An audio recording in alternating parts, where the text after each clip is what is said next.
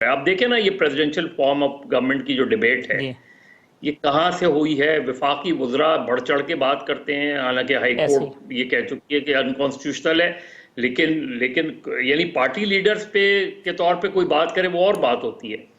लेकिन जिम्मेदार विफाकी वुज़रा, जी मेरी ज़ाती राय है कि सदारती निज़ाम होना चाहिए, जी मेरी ज़ाती राय है कि निज़ाम, एक गवर्नर चीज़ गवर्नर केपी जिसको, के और फिर यही मैं बात कह रहा हूं। तो इसके मतलब है कि कहीं ना कहीं एक फजा बनाई जा रही है कि जी पार्लिमानी निज़ाम जो है वो कमज़ोर होता जा रहा है, पार्लिमानी निज़ाम सस्टेनेबल नहीं है। इसलिए इस तरफ भी गौर करना चाहिए कहीं ना कहीं से। तो मेरा ख्याल है, मुझे तो सबसे ज़्यादा नुकसान ओवर द इयर्स पॉलिटिक्स को होते नज़र आया है कि जी आप इर्रेलेवेंट हो जाते हैं, कि हर तरफ हम चाहे अपनी अपने अपने तय ये बात करें या पॉलिटिशियंस बात करें, हम तो चलें फिर बात करते हैं, जब पॉलिटिशियंस खुद ये कहने लगे कि दी देखें अंपायर का हाथ आ गया है, अंपायर का हाथ उड़ गया है, अंपायर न्यूट्रल हो गया है, अंपायर अभी न्यूट्रल नहीं हुआ है, तो वो दरअसल अपनी कमजोरियों की निशानदेही कर रहे होते हैं। वो दरअसल ये बता रहे होते हैं कि जी हमारे हाथ में कुछ नहीं है।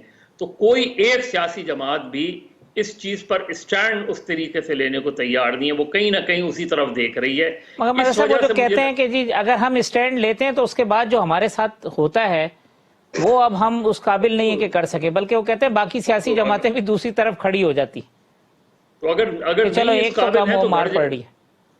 नहीं तो अगर नहीं है इस काबिल तो फिर घर जाएं, फिर क्यों पॉलिटिक्स कर रहे हैं।